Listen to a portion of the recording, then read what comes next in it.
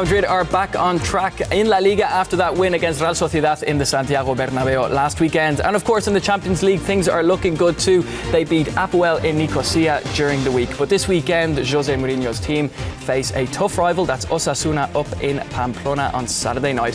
Hello and welcome to this special online edition of The Match. I'm Pablo Foley-Elias and joining me as always is Tim Stannard from 442 magazine. Hi Tim, how are you? Very well, thank you very much. It's going to be a very difficult clash up there, isn't it? This, basically the alarm bells are ringing for that one. That's an alarm bell, it's supposed to be there, otherwise my pen moving around. This is one where it's a hugely dangerous game for Real Madrid. The team have not won up in Pamplona for the last 3 seasons. Right. They lost last season, which really scuppered the campaign for the title race, and they don't want that to happen again. Osasuna is a very tough ground. It's a very difficult place to play. The way they play makes it very difficult for opponents. Barcelona lost there, and they have to remember Osasuna is that they're now in 6th place. They've now got enough points for survival, so they really can just focus on this match, and they will like nothing more than beating Real Madrid. It's going to be a fantastic match, but a dangerous one. Well, Real Madrid, of course, had that fantastic victory in Nicosia during the week, 3-0. How do you see the team looking after this? Pretty good, actually. It's been a tough week. Yeah, I mean, we say a week is a long time in football, and they had those disappointing results in the league, and then they very comfortable against Real Sociedad, extremely comfortable against Apoel in what was a game where they really didn't have to do anything. It was just attack against defence, really, for much of it. But again, Benzema looked fantastic. So now it's a case of rejiggling the resources a little bit. The game coming up, Pepe is suspended. He got picked up a 2-match suspension, so we'll see who comes in there. Di Maria is the one. That's the big news, isn't it, this week? At the moment we don't know the squad, and we're expecting Di Maria. You can see there he's been back in training. Whether or not it's the right game for him, I don't know if it is. Because we have seen him. We thought he was going to come back on 2 occasions, and it was just a bit. He's been stopped. He's got muscle injuries basically. He's a very explosive, fast player. So I wouldn't be at all surprised if we don't see him in the squad. Just wouldn't be surprised if we see him starting as well. But I'm not sure this is the game for him. And we have Callejon, who we saw in those images there, who's also struggling with injuries. So there's going to be a bit of a change. Well, they've been training in the Spanish capital, as we saw there during the week. Who do you think Jose Mourinho is going to choose for his starting 11 this weekend? Well, I think we're going to see a fairly similar lineup as we said. I think Varane always performs well. Sure. He's excellent against La Real last week, coming in place of the suspended Pepe. Xabi Alonso back after Sahin played that Champions League game because he was suspended. I think Kaká is in very good form at the moment. Is. And I'm not sure whether it's a game that will be perfect for him, but I think with players like Callejon out and Di Maria, he'll come in. Ozil again is in good form at the moment, and Benzema, Higuain, Benzema, both are scoring lots and lots of goals. I wouldn't be at all surprised perhaps if he started with Higuain on this one, just to freshen things up a bit, as Benzema had a tough game against Apoel, but he's in fantastic form. But either striker can play, either striker will score.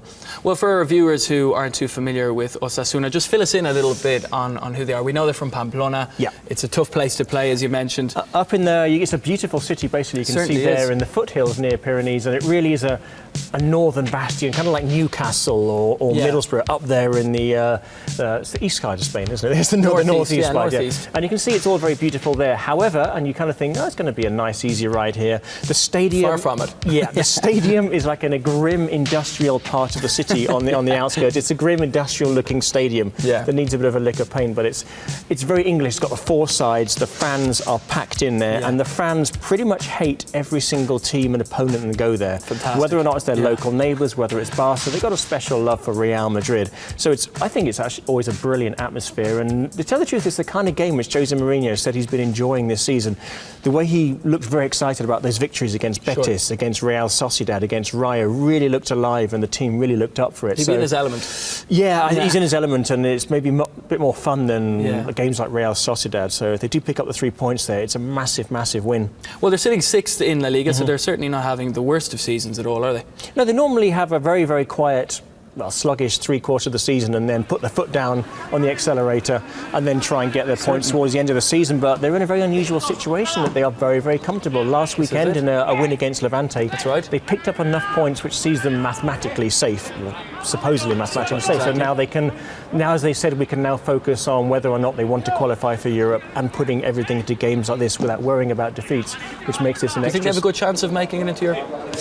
I'm not sure they will. I'm not sure they're going to have the motivation to get there. There are other teams around there who, like Atletico Madrid, maybe even Sevilla, you expect to find some kind of form towards the end of the season. But basically, the way they play is going to be crosses are going to be thrown in. Sure. It's set pieces, corners. It's not pretty. I think it's very admirable. It's not the most skillful of sides. It's going to be an aerial assault for 90 minutes. Right. Real Madrid defence is going to have to be very, very strong in the air. Well, during the week, one person who's certainly going to have to be on their best performance, we'll say, is Andrés Fernández, the Osasuna goalkeeper. He spoke in Pamplona during the week. Let's hear what he had to say. No, desde luego, para nada.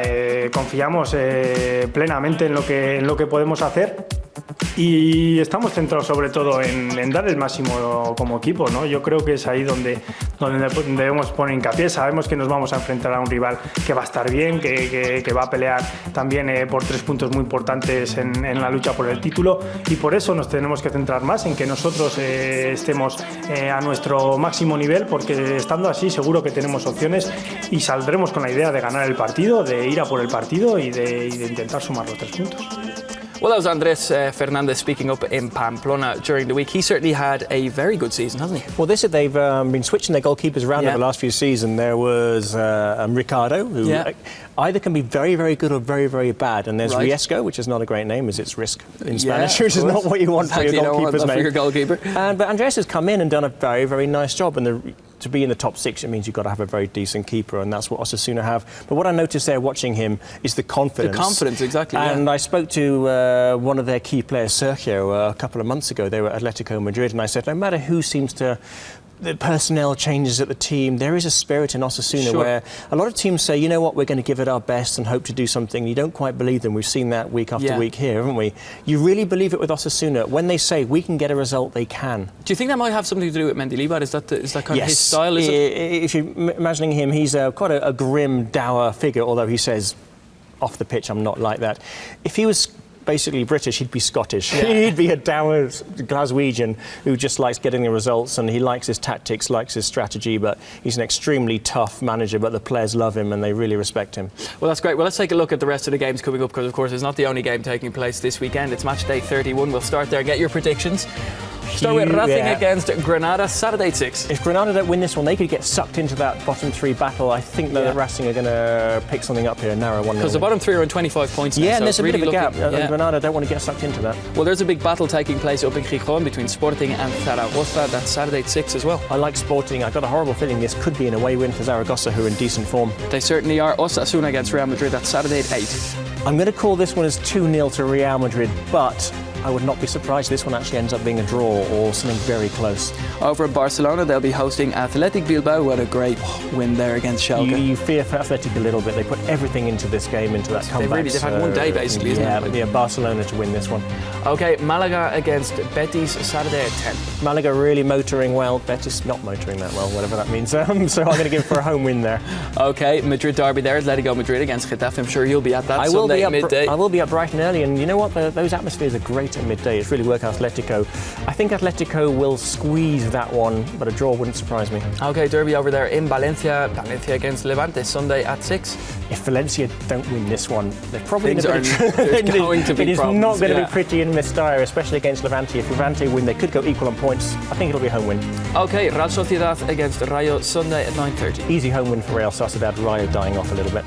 OK, Villarreal against Espanyol, Sunday at 9:30 as well. Villarreal picking up form, a narrow home win. And Sevilla once again playing on Monday night. I'm sure they're delighted about that. That's Monday at 9 o'clock. It is Monday night, Sevilla, and another home win.